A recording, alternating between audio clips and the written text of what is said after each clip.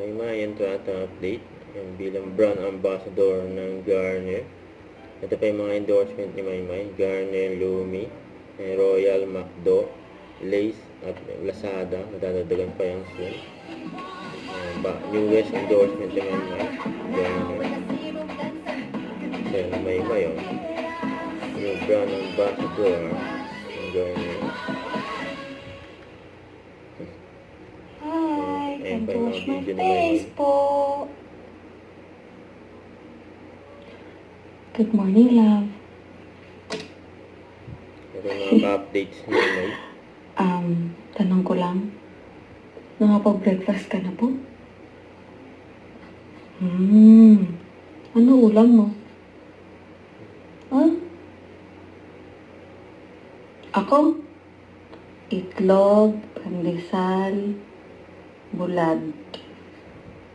Pero pag bulad, dapat minsan-minsan lang kasi sira talaga yung tiyan mo eh. Kapag lagi. Alam ko sobrang sarap yung bulad.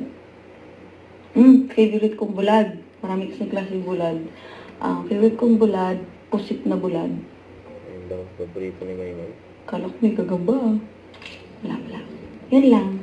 Nag-update lang ako kasi alam ko wala nag-update sa iyo. At ako din, update niyo ako.